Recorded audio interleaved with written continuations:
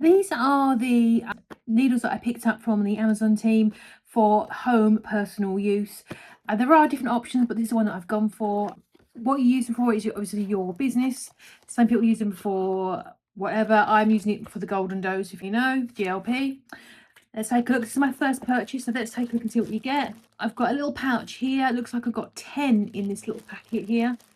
Let's see how fine they look. These are on 0.3 milliliters. Let's have a look. They do say insulin on the packet there, 0.3 mil, and they've got the plunger tip. There we go. And then you've got, if you can see the needle, if it's focusing, there is the unbelievably fine needle, which is typically used for people who are using insulin. And then you've got your plunger. This feels exceptionally smooth, typical of what you'd expect from a medical device. Yeah, let's check the date, if there's a date on here, so you can get an idea. This one here, 4.5 years ahead of today. So I think you're going to be absolutely fine. Even if you're using one a month, you're going to be absolutely fine for 4.5 years.